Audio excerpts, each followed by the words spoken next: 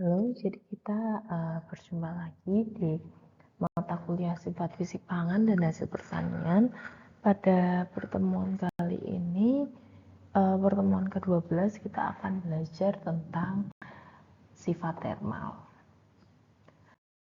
Nah, jadi ini topik-topik pertemuannya ya. Jadi kita masuk ke minggu ke-12. Jadi nanti sifat termal ini akan dibahas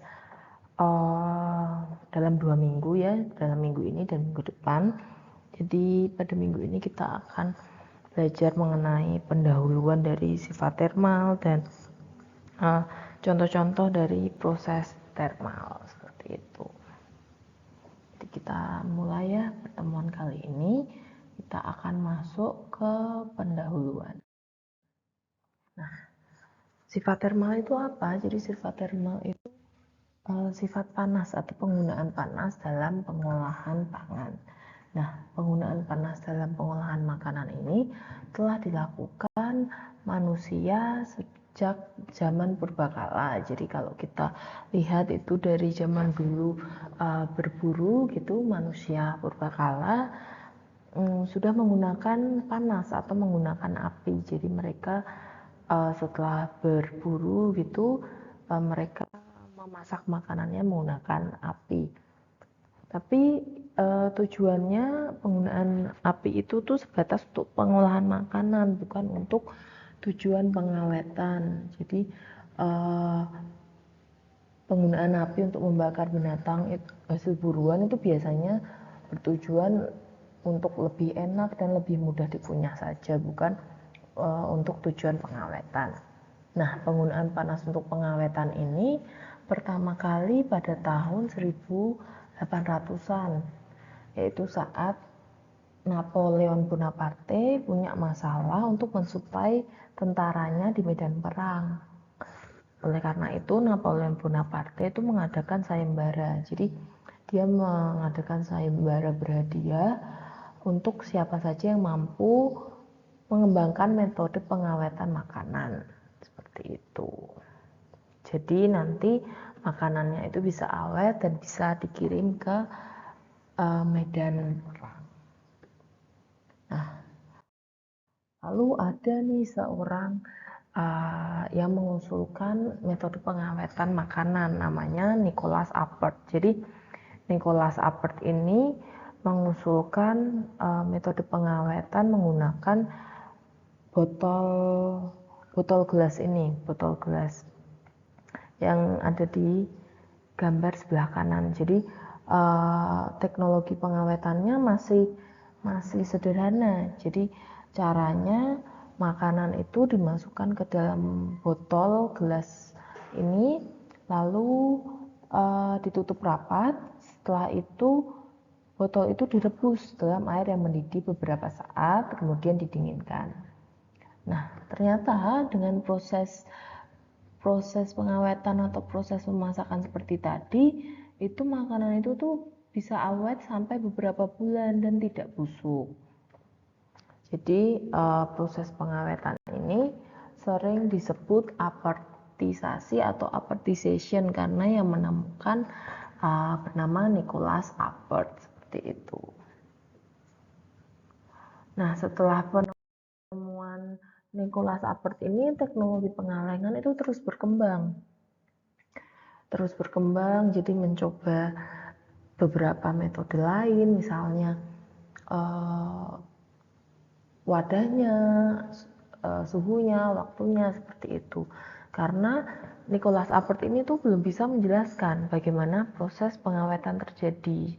Jadi dia belum tahu mekanismenya kenapa makanan itu bisa menjadi awet, penyebabnya tuh apa, dia belum tahu, belum bisa menjelaskan gitu loh, apa saja faktor atau penyebab makanan itu menjadi awet. Nah, kemudian 50 tahun kemudian ada seorang bernama Louis Pasteur. Dia menjelaskan bahwa mekanisme pembusukan makanan dalam kaleng itu diakibatkan oleh mikroorganisme. Jadi proses pemanasan itu tuh dapat membunuh atau memusnahkan mikroba pembusuk yang ada dalam makanan. Jadi maksudnya Louis Pasteur ini yang menjelaskan bahwa pengawetan tadi itu bisa terjadi karena proses pemanasan itu bisa membunuh atau memusnahkan mikroba dalam makanan. Nah, lalu teknologi pengalengan makanan itu terus berkembang dan menjadi salah satu teknologi pengawetan pangan yang penting. Dan teknologi pengalengan pangan ini bertumbuh terus gitu industrinya, sampai pabrik-pabrik pengalengan itu banyak terbentuk gitu karena banyak permintaan dari konsumen. Nah, teknologi pengalengan mampu memperpanjang masa simpanan produk pangan hingga beberapa bulan sampai beberapa tahun. Dan teknologi pengalengan ini banyak diterapkan untuk pengawetan produk makanan seperti daging olahan. Misalnya kan kalau yang kita lihat misalnya ada kornet gitu ya, lalu misalnya sosis dalam kaleng, lalu misalnya ada juga daging tuna dalam kaleng, atau misalnya sarden seperti itu. Lalu contohnya buah-buahan, misal buah-buahan kaleng, misalnya kelengkeng gitu ya. Lalu misal leci seperti itu atau nanas seperti itu kan banyak ya buah-buahan kaleng. Lalu ada juga sayuran misalnya asparagus dalam kaleng, lalu susu dalam kaleng juga. Itu menggunakan teknologi pengalengan seperti itu. Nah, yang kemasan yang bisa digunakan untuk proses thermal ini ada beberapa macam. Misalnya kaleng gitu ya untuk pengalengan, lalu bisa juga gelas atau kantong rebus. Kayak misalnya yang kita lihat pouch yang ada di pasaran itu juga biasanya menggunakan proses thermal dalam pengolahannya. Nah, proses thermal atau proses pemanasan ini bisa menggunakan dua sistem, yaitu sistem batch dalam retort ini nama mesinnya untuk sterilisasi. Nah, bisa juga menggunakan sistem sinambung atau continue.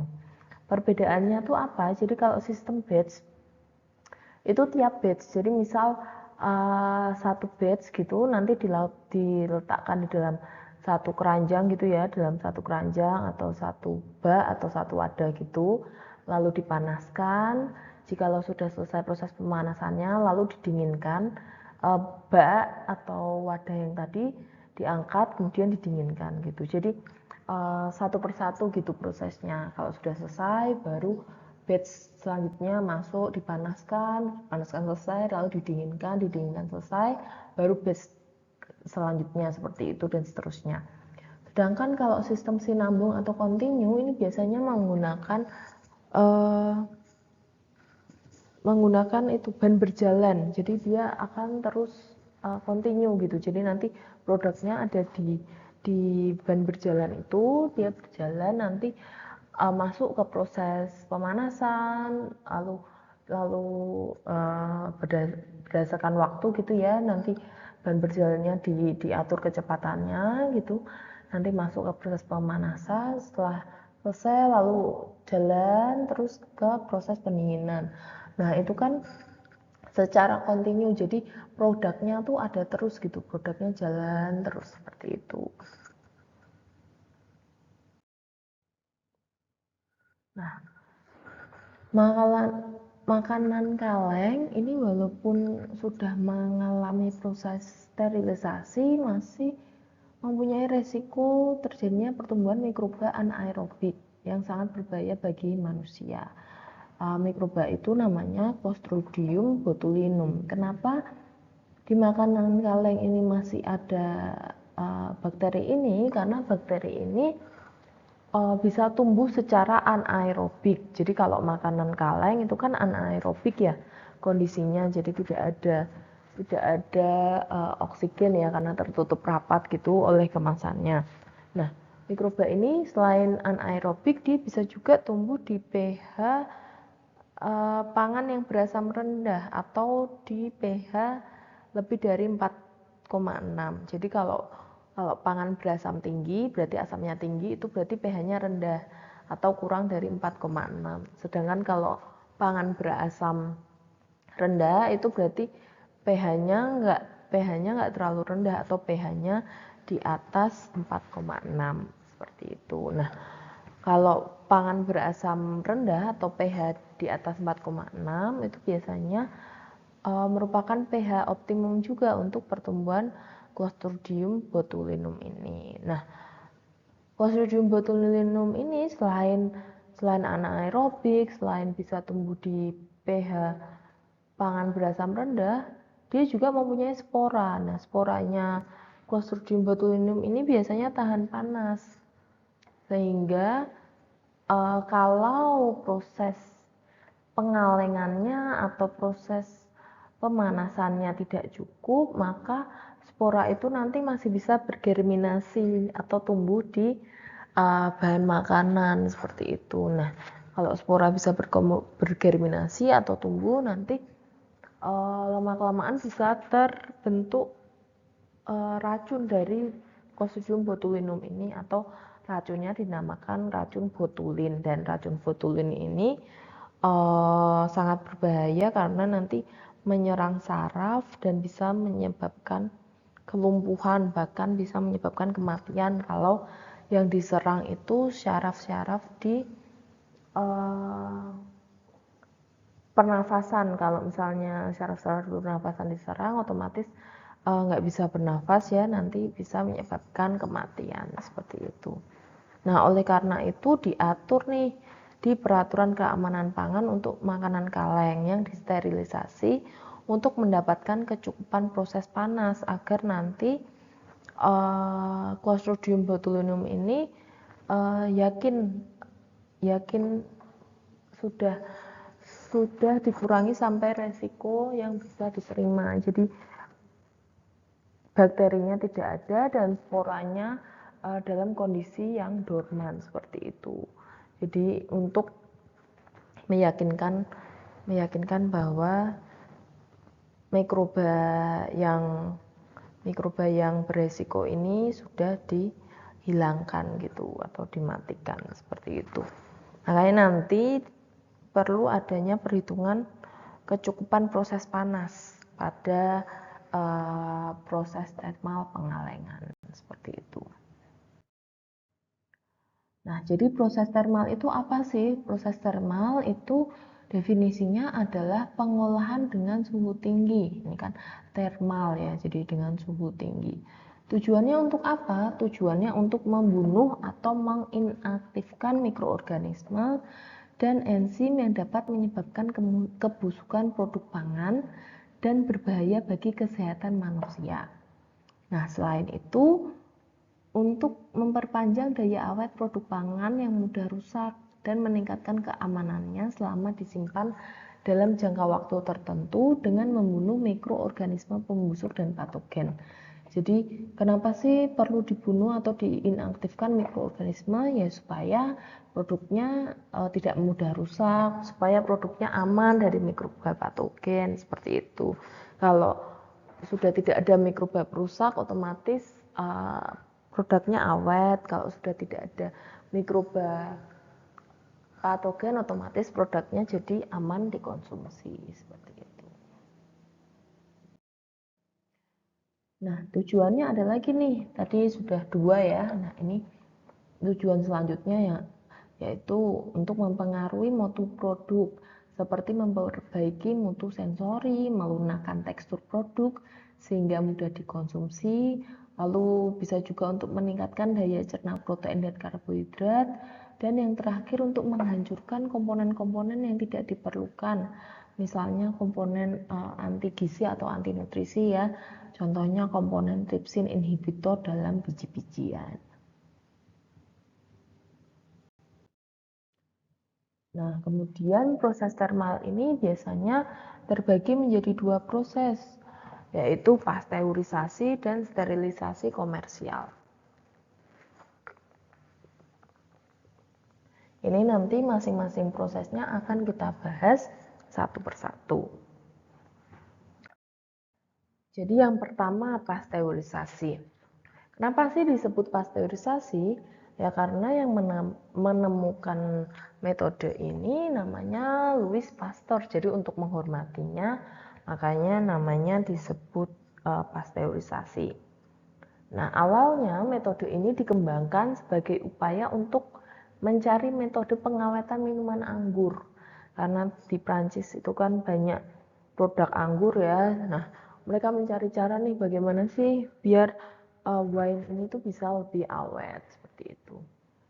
Nah, Louis Pasteur ini menunjukkan bahwa proses pembusukan pada minuman anggur dapat dicegah jika anggur tersebut dipanaskan pada suhu 60 derajat Celcius selama beberapa waktu tertentu.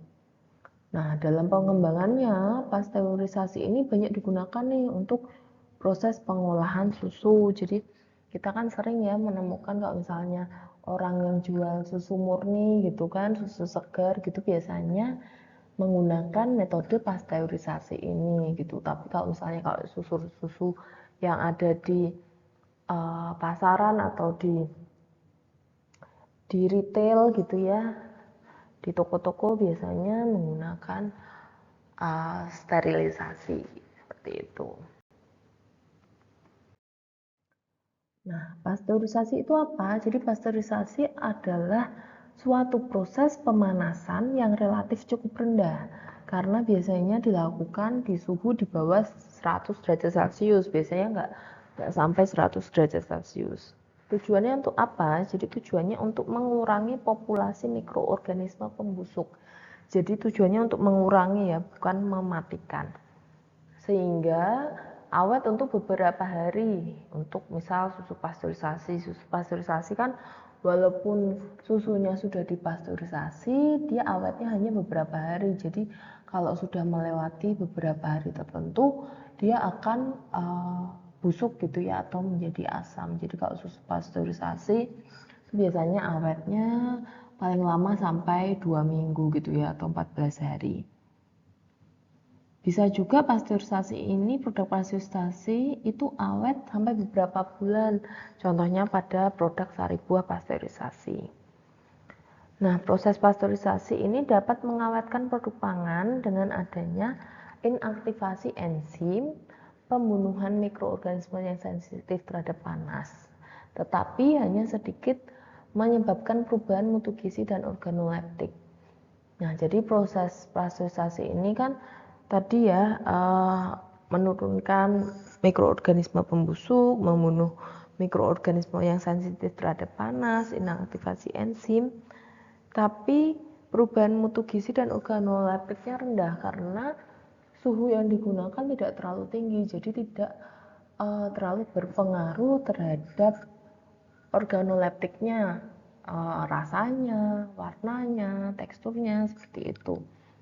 Dan gizinya juga tidak terpengaruh karena kalau biasanya menggunakan suhu yang lebih tinggi misal pada susu gitu ya, susunya akan lebih coklat gitu, makanya berbeda sifat organoleptiknya antara susu pasteurisasi sama susu steril seperti itu. Susu steril yang di kaleng itu kan biasanya warnanya akan lebih coklat seperti itu.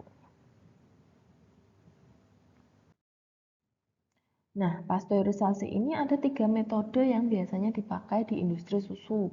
Yang pertama ada long time pasteurization atau holder process, lalu ada high temperature short time atau HTST, dan flash pasteurization. Jadi, ini yang membedakan apa? Yang membedakan suhu dan waktunya. Jadi kalau long time pasteurization itu suhunya biasanya yang digunakan 62,8 sampai 65,6 derajat Celcius selama 30 menit karena long time ya, jadi waktunya lebih lama. Lalu kalau high temperature short time atau HTST itu suhunya lebih tinggi yaitu 73 derajat Celcius tapi waktunya lebih rendah atau short time yaitu selama 15 detik. Sedangkan kalau flash pasteurization itu suhunya 85 sampai 95 derajat Celcius selama 2 sampai 3 detik. Jadi yang membedakan dari ketiga metode pasteurisasi ini yaitu suhunya dan waktunya, seperti itu. Nah, proses pasteurisasi ini bisa dilakukan setelah dikemas atau sebelum dikemas. Jadi kalau misalnya susu gitu bisa dilakukan sebelum dikemas, jadi susunya dipanaskan gitu ya, dipasteurisasi terlebih dahulu baru dikemas. Bisa juga atau pada sari buah gitu bisa setelah dikemas seperti itu. Nah, peralatan pasteurisasi yang digunakan bisa berupa sistem batch atau continue seperti yang dijelaskan di depan ya. Jadi proses thermal ini sistemnya bisa dilakukan secara batch atau secara continue. Nah, ini penjelasan masing-masing sistemnya. Jadi kalau pasteurisasi sistem batch itu biasanya menggunakan bak air panas pada suhu yang telah ditentukan, di mana bahan yang akan dipasteurisasi itu dicelupkan ke dalam air panas tersebut selama selang waktu yang ditentukan. Kayak tadi kan ada long time atau short time seperti itu ya, suhu dan waktunya sudah ditentukan. Nah, setelah pemanasan tercapai atau misalnya udah pada suhu dan waktu tertentu itu sudah selesai, produk itu diangkat, kemudian dicelupkan ke dalam bak lain yang berisi air dingin gitu. Nah, kalau pendinginannya sudah selesai, nanti baru batch selanjutnya masuk ke bak air panasnya, lalu didinginkan seperti itu, lalu batch selanjutnya lagi seperti itu kalau sistem batch. Sedangkan kalau sistem continue itu bagaimana? Jadi kalau sistem continue ini menggunakan sistem konveyor atau ban berjalan itu ya, yang secara sinambung akan mentransportasikan produk masuk ke bak air panas dan akhirnya melalui bak air pendingin. Nah, waktu pemanasan ini dapat dikendalikan dengan mengendalikan kecepatan konveyornya. Nah, biasanya desain alat pasteurisasi kontinu ini berupa suatu terowongan seperti yang gambar di kiri ini ya, yang dibagi menjadi 3 bagian. Jadi nanti pembagiannya seperti ini. Ini konveyornya atau ban berjalannya ya. Jadi ini jalan terus gitu produknya. Bagian yang pertama biasanya pemanasan awal, lalu ini pasteurisasinya, kemudian pendinginan gitu. Jadi ini nanti tempat input air panasnya gitu ya di sini. Lalu untuk air dinginnya inputnya di sini seperti itu. Jadi kalau continue ini berjalan terus. Jadi nggak harus selesai satu batch baru mulai batch selanjutnya. Kalau continue itu jalan terus. Kalau tadi yang sistem batch kan harus selesai batch 1 baru lanjut ke batch 2 dan seterusnya. Nah, tadi kan kita bicara tentang pasteurisasi, sekarang kita akan bicara tentang sterilisasi. Karena tadi proses thermal itu kan ada dua proses ya, ada pasteurisasi dan sterilisasi. Nah, steril itu apa sih? Jadi steril itu adalah kondisi yang suci hama atau kondisi yang bebas mikroorganisme. Dalam proses sterilisasi produk pangan, kondisi steril absolut itu sulit dicapai. Jadi oleh karena itu ada istilah sterilisasi komersial atau sterilisasi praktikal. Jadi definisi dari sterilisasi komersial adalah kondisi yang diperoleh dari pengolahan pangan dengan menggunakan suhu tinggi dalam periode yang cukup lama, sehingga tidak lagi terdapat mikroorganisme yang hidup. Itu definisi atau pengertian dari sterilisasi komersial. Nah, sterilisasi komersial ini menunjukkan bahwa bahan pangan yang telah mengalami proses sterilisasi mungkin saja masih mengandung spora bakteri, terutama bakteri non-patogen. Jadi yang mati itu bakteri vegetatifnya, tapi sporanya mungkin masih saja ada gitu ya. Tetapi setelah pemanasan, spora bakteri ini dalam bahan pangan itu sifatnya dorman, tidak dalam kondisi aktif bereproduksi, sehingga keberadaannya tidak berbahaya jika produk tersebut disimpan dalam kondisi normal. Jadi sterilisasi komersial itu tadi kan sel bakterinya mati, namun masih ada kemungkinan spora bakterinya masih ada gitu ya. Nah, tapi spora bakteri ini dalam kondisi dorman atau tidak aktif bereproduksi. Jadi kalau hasil sterilisasi komersial gitu ya, biasanya dalam bentuk kaleng gitu disimpan pada suhu yang sesuai. Jadi biasanya kan kalau ada peringatan penyimpanan atau cara penyimpanan produk ya, biasanya jangan disimpan terkena cahaya langsung gitu ya, misal atau disimpan di ruangan di bawah suhu 30 derajat Celcius. Nah, kalau cara penyimpanannya itu benar, biasanya nanti produknya itu tidak berbahaya karena suhu atau penyimpanan tersebut tidak optimal untuk pertumbuhan sporanya. Tapi kalau misalnya disimpan pada suhu yang lebih tinggi gitu ya, nanti jadi sporanya bisa bergerminasi. Nah, itu yang menyebabkan produk pangan kaleng itu nanti menjadi tidak aman, atau produk sterilisasi komersial itu menjadi tidak aman. Nah, kandungan spora bakteri patogen yang menjadi target proses sterilisasi komersial telah diturunkan sampai suatu tingkat resiko yang dapat diterima. Jadi nanti ada perhitungannya gitu ya. Jadi ada targetnya, spora bakteri ini harus diturunkan sampai target atau nilai berapa sehingga resikonya dapat diterima. Karena kalau mencapai sterilisasi absolut itu tidak memungkinkan gitu pada bahan pangan seperti itu. Nah, produk bahan pangan sterilisasi komersial ini mencakup 2 operasional yang esensial. Jadi yang pertama, produk pangan harus dipanaskan secara cukup. Jadi harus mencapai tingkat kecukupan panas atau tingkat kecukupan proses termal pada suhu yang cukup tinggi dan waktu yang cukup lama untuk memastikan bahwa kondisi steril komersial telah tercapai.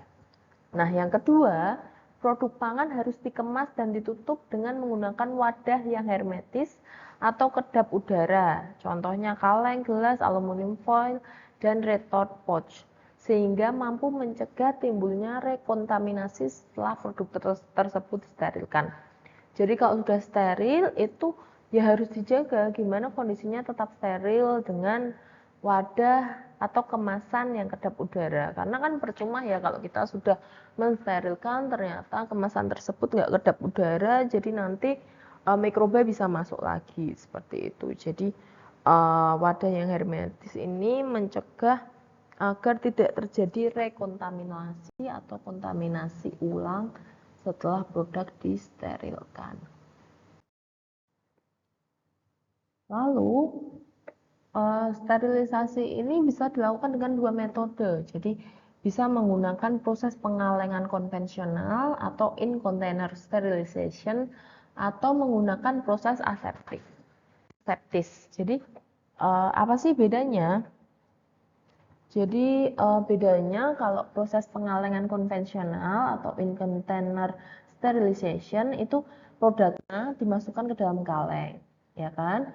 Lalu ditutup secara hermetis atau nggak ada udara lagi atau kedap udara ya.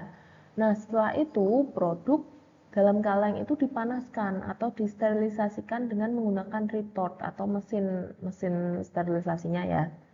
Nah, setelah kecukupan panas yang diperlukan tercapai, produk kaleng tersebut didinginkan. Jadi, kalau in container berarti kan di dalam ya. Jadi kalengnya diisi dengan produk, lalu ditutup, lalu kaleng yang sudah berisi produk itu baru disterilkan, seperti itu. Lalu ada juga metode kedua nih, namanya proses aseptis. Jadi kalau di metode kedua ini itu produk dan kemasan disterilisasi secara terpisah. Kemudian produk steril tersebut diisikan ke dalam wadah steril pada suatu ruangan yang steril. Jadi beda ya, kalau yang in container itu produknya dimasukkan ke kaleng lalu disterilkan bersama-sama, sedangkan kalau yang aseptis ini produknya disterilkan, wadahnya disterilkan, lalu dimasukkan gitu kan, tapi tetap ruangannya harus steril seperti itu. Nah, contoh mesin sterilisasi atau mesin retort itu seperti apa? Jadi itu bentuknya seperti ini, mesin retort itu. Jadi ini di keranjang ini nanti itu dimasukkan kaleng-kaleng yang sudah berisi pangannya yang akan disteril, misal apa tadi, sarden, misal kornet, atau misal apa, buah kaleng gitu ya. Nah, kaleng-kalengnya dimasukkan ke sini, ke keranjang. Nah, keranjangnya dimasukkan ke mesin ini. Jadi di mesin ini nanti tergantung mesinnya sebesar apa ya. Nanti kalau ini misal nanti bisa beberapa keranjang. Ada mesin yang cuma cukup satu keranjang juga ada. Jadi kalau ini mungkin bisa beberapa keranjang. Nah, sudah ditutup gitu, langsung nanti proses sterilisasinya berlangsung sesuai dengan suhu dan waktu yang telah ditentukan. Seperti itu.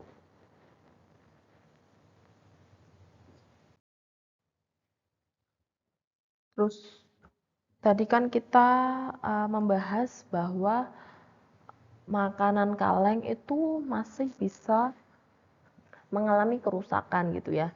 Nah, kerusakannya itu akibat apa? Biasanya akibat mikroba atau kita sebut kerusakan mikrobiologis makanan kaleng. Nah, kerusakan makanan kaleng dapat disebabkan oleh mikroba pembusuk atau mikroba patogen. Jadi mikroba itu sifatnya ada sebagai pembusuk atau patogen. Jadi beda ya. Kalau mikroba pembusuk itu menyebabkan kebusukan makanan. Sedangkan kalau mikroba patogen itu menyebabkan penyakit kalau dikonsumsi oleh manusia. Jadi kalau mikroba pembusuk itu berkaitan dengan mutu makanannya, kalau mikroba patogen itu berkaitan dengan keamanan pangannya, seperti itu. Nah, kerusakan makanan kaleng yang diawetkan dengan pemanasan dapat disebabkan oleh adanya sisa mikroorganisme yang masih bertahan hidup setelah proses pemanasan, karena proses itu tidak cukup ya, atau mengalami under proses. Jadi kalau misalnya proses sterilisasi tadi tidak mencapai suhu atau waktu yang telah ditentukan, itu nanti namanya under proses atau proses tidak cukup gitu ya. Sehingga karena tadi suhu dan waktunya tidak tercapai, sehingga kan masih ada mikroba sisa atau mikroba yang belum mati gitu ya. Nah, mikroba itu nanti yang akan menyebabkan kerusakan pada makanan atau menyebabkan atau bersifat sebagai patogen gitu.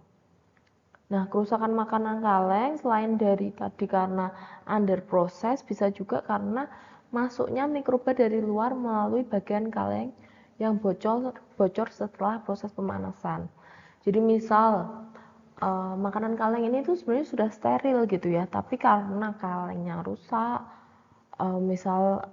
misal kalengnya tidak tidak apa tidak me, tidak memenuhi spek spek kaleng yang biasanya digunakan misal ya, terus ada bocor gitu, nanti kan jadi mikroba dari luar itu bisa masuk ke kaleng. Atau misal saat proses transportasinya gitu ya, kalengnya sebenarnya makanan kalengnya sudah steril, tapi saat proses transportasinya misal kurang baik gitu ya, jadi kalengnya misalnya penyok, terbentur-bentur gitu, nah terus misal nanti ada lubang atau bocor sehingga nanti mikrobanya masuk gitu. Nah, itu juga bisa menyebabkan kerusakan pada makanan kaleng tersebut gitu. Nah, kalau tadi kita bicara tentang kerusakan. Nah, kalau patogen atau mikroba patogen dalam makanan kaleng itu biasanya yang sering mendapat perhatian atau yang sering ditemukan itu Clostridium botulinum. Mengapa? Karena tadi Clostridium botulinum itu bisa tumbuh secara anaerobik atau tidak memerlukan oksigen, karena kalau makanan kaleng itu kan kedap udara ya, nggak ada oksigen ya. Nah ternyata di kedap udara itu bisa ditumbuhi karena Clostridium botulinum itu sifatnya anaerobik atau tidak butuh oksigen, dan dia bisa tumbuh di pH pada pangan berasam rendah gitu. Nah kalau Clostridium botulinum ini tumbuh, dia bisa memproduksi toksin yang mematikan, namanya toksin botulin. Nah, kalau toksin botulin ini dikonsumsi, itu bisa menyebabkan penyakit yang disebut botulism. Toksin botulin ini termasuk neurotoksin yang menyerang sistem syaraf dan dapat menyebabkan kelumpuhan. Ini saya sedikit cerita ya. Kalian pernah dengar botox nggak? Atau botulin toksin. Jadi toksin botulin gitu ya. Jadi kalau botox itu biasanya kan dimanfaatkan di industri kecantikan gitu ya. Biasanya kalau ibu-ibu gitu ya, kalau dia nggak suka akan kerutan gitu kan, biasanya di botox. Nah botox itu menggunakan botulin toksin ini, tapi kenapa dia bisa digunakan, maksudnya tidak menyebabkan kematian gitu ya, atau menyebabkan fatal ya, karena botox ini sudah diukur gitu ya, dan sudah dilemahkan gitu toksinnya. Jadi kalau suntik botox gitu kan ada dosis-dosis tertentu ya, dosis-dosis itu yang sudah diukur sehingga nanti kelumpuhannya itu hanya pada bagian-bagian yang disuntikkan. Jadi misalnya di area wajah gitu, misal di dahi gitu ya, atau di dekat bibir gitu, kalau ada kerutan-kerutan biasanya kan disuntiknya di situ. Jadi karena sudah dosisnya sesuai gitu, terus tempat penyuntikannya juga sudah ditentukan, jadi yang sistem syaraf yang diserang itu sudah sesuai gitu, dan karena dosisnya juga rendah jadi tidak akan menyebabkan kematian. Nah sudah disuntikan di tempat-tempat itu, jadi yang misalnya tadinya ada kerutan karena tadi kan kontraksi terus gitu ya, karena disuntik botox jadi dia akan relaksasi, jadi nanti kerutannya nggak ada, seperti itu. Tapi kalau dalam makanan kaleng gitu ya, kita kan kalau misalnya dalam makanan kaleng kita nggak tahu kan Clostridium botulinumnya itu berapa nanti, kalau tumbuh di makanan kaleng itu ya jumlahnya berapa, lalu sudah menghasilkan toksin seberapa banyak gitu kan, kita nggak tahu gitu kan. Makanya botulin ini tuh merupakan toksin yang berbahaya karena dia bisa menyebabkan kelumpuhan yang nanti bisa juga menyebabkan kematian gitu kalau secara fatalnya gitu. Nah tanda keracunan botulin ini bagaimana? Jadi tenggorokan ini menjadi kaku karena yang diserangkan sistem syarafnya ya. Lalu penglihatan ganda gitu ya, atau kayak double gitu ya. Lalu otot kejang, lalu bisa juga mengakibatkan kematian akibat penderita tidak bisa bernafas. Ini kalau yang diserang ini saraf-saraf sekitar organ pernafasan, seperti itu ya. Oleh karena itu pengalengan atau sterilisasi ini harus mencapai kecukupan panas ya. Proses termalnya ini harus cukup, nggak boleh under proses, karena resikonya akan sangat besar kalau proses pengalengan ini mengalami under proses, seperti itu. Nah, ini kita masih cerita tentang Clostridium botulinum. Jadi ini sifat-sifat dari Clostridium botulinum ini, mengapa dia bisa ditemukan di makanan kaleng. Karena Clostridium botulinum ini bersifat anaerobik atau bisa tumbuh di kondisi yang tidak ada oksigen. Kemudian Clostridium botulinum ini bisa membentuk spora. Lalu bisa tumbuh di pH lebih dari 4,6 atau di pangan berasam rendah. Lalu tumbuh pada AW 0,85. Biasanya kan kalau makanan kaleng itu kan AW-nya kan tinggi ya, misal kayak sarden, kayak buah kaleng, sayuran kaleng gitu ya. Kornet gitu kan AW-nya tinggi ya, makanya kondisi-kondisi ini tuh cocok untuk pertumbuhan Clostridium botulinum. Bisa juga tumbuh nih di suhu 30-30 derajat Celcius. Nah, Clostridium botulinum ini diasumsikan terdapat pada semua produk yang akan dikalengkan karena produk kaleng ini tuh sesuai dengan kondisi pertumbuhan dari Clostridium botulinum gitu. Nah, untuk memastikan keamanan makanan berasam rendah dalam kaleng, kriteria sterilitas yang dipakai adalah berdasarkan pada spora bakteri yang lebih tahan panas daripada spora Clostridium botulinum, yaitu Bacillus Thermophilus atau yang biasa disebut FS atau flat sore 1585. Jadi karena Clostridium botulinum ini berbahaya dan sporanya juga harus dihilangkan gitu ya, makanya kriteria keamanannya itu menggunakan spora yang mempunyai ketahanan panas yang lebih tinggi. Jadi ada namanya spora Bacillus Thermophilus, itu ketahanan panasnya lebih tinggi. Jadi yang digunakan kriterianya yang itu, karena kalau misalnya spora Bacillus Thermophilusnya aja mati, makanya kita bisa lebih yakin kalau spora Clostridium botulinumnya itu mati gitu. Jadi yang dipakai kriterianya tidak yang lebih rendah dari spora Clostridium botulinum, karena kan nanti kalau yang lebih rendah mati kan belum tentu yang Clostridium botulinum mati kan, makanya yang dipakai kriteria sterilitasnya itu yang punya ketahanan yang panas yang lebih tinggi, yaitu spora Bacillus Thermophilus atau yang biasa juga disebut flash sore. Kenapa disebut flash sore? Karena Bacillus Thermophilus ini itu bisa memproduksi asam pada makanan kaleng, tapi dia tidak menyebabkan makanan kaleng itu gembung. Makanan kalengnya itu akan tetap datar. Makanya disebut flat sour. Tuh. Nah, sekarang kita akan membahas tentang mikroba penyebab kebusukan pada makanan kaleng. Jadi, tanda-tanda kebusukan makanan kaleng oleh mikroorganisme itu ada beberapa. Jadi, kalau sudah menunjukkan tanda-tanda ini, ya sebaiknya jangan dikonsumsi makanan kaleng tersebut seperti itu, atau sebaiknya dimusnahkan gitu ya. Tanda-tandanya seperti apa sih? Misalnya penampakan abnormal dari kaleng, misal kalengnya kembung, basah, atau label yang luntur. Jadi kalau label yang luntur itu kan kalau misalnya orang nggak kena air, nggak apa kok kenapa labelnya luntur gitu kan. Nah itu biasanya mungkin ada kebocoran gitu kan dari dalam kalengnya. Nah kalau sudah ada kebocoran itu kan sangat beresiko ya untuk pertumbuhan mikroba pembusuk seperti itu. Selanjutnya misal penampakan produk yang tidak normal serta bau yang menyimpang. Misalnya waktu dibuka, loh kok warnanya berbeda, loh kok baunya asam seperti itu.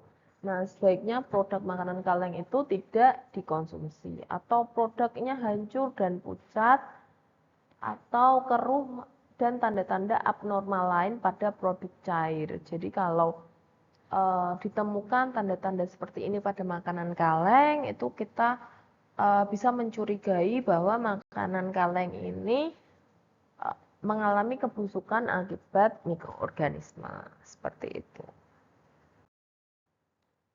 Nah, mikroba pembusuk pada makanan kaleng itu bisa diakibatkan oleh kapang, kamir, maupun bakteri gitu ya.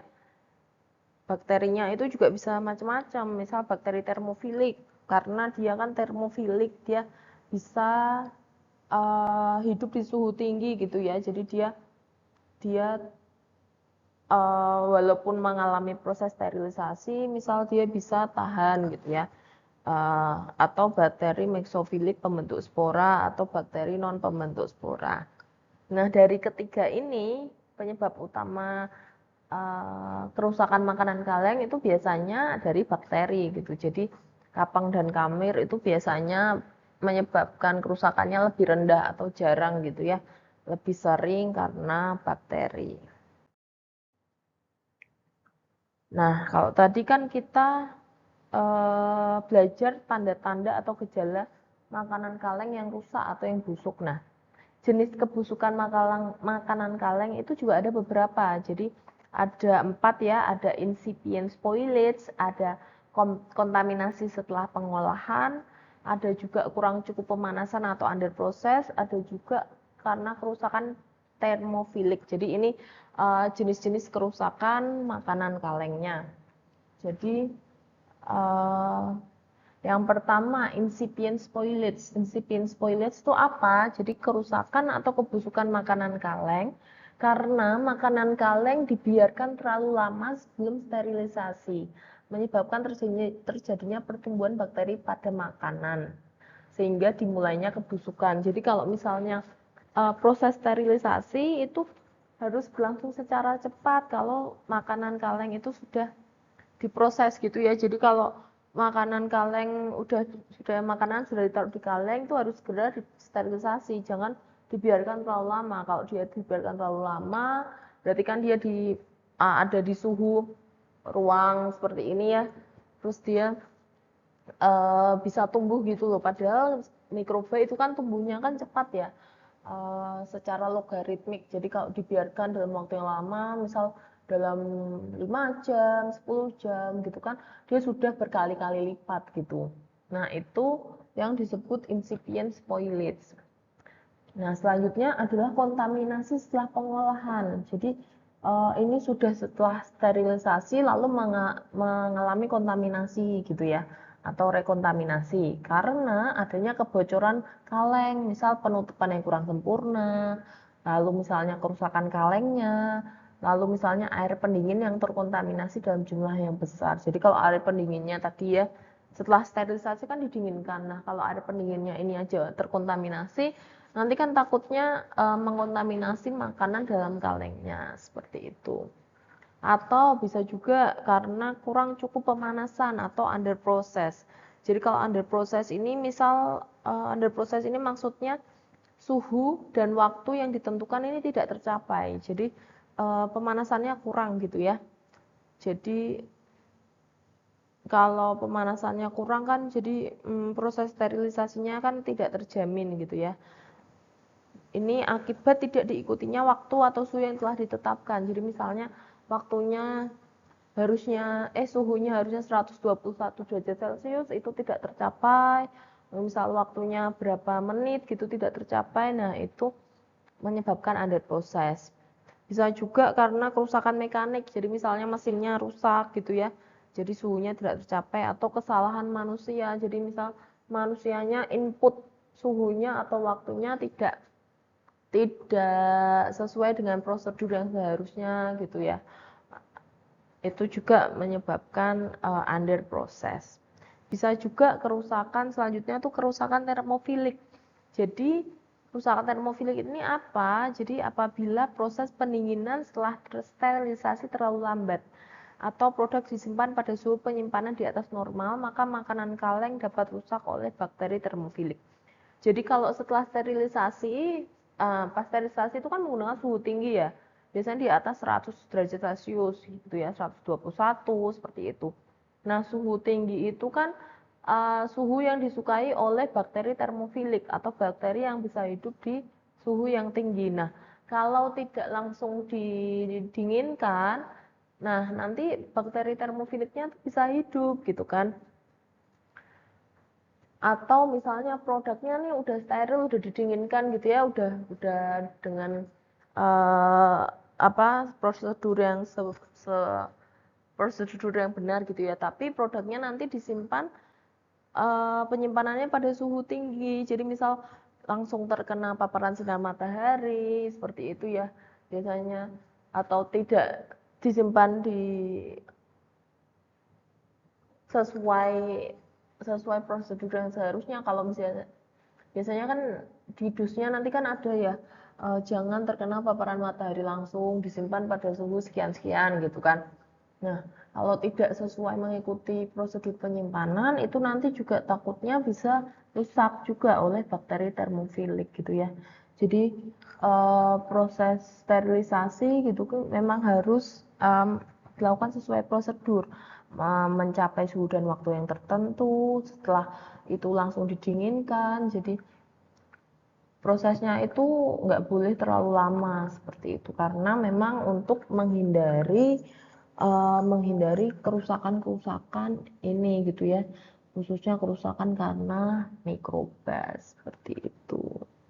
Jadi di pertemuan kali ini kita belajar dulu mengenai pendahuluan proses termal, jenis-jenis proses termal, lalu metode-metodenya, dan apa-apa saja sih yang mempengaruhi proses termal seperti itu. Jadi sekian pertemuan kali ini.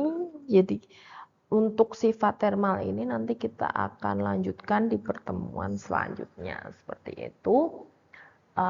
Terima kasih sudah menyimak materi kali ini. Jikalau ada yang mau ditanyakan gitu atau kurang jelas, silahkan bisa berdiskusi di grup WhatsApp ya. Sekian, terima kasih. Sampai bertemu di pertemuan selanjutnya.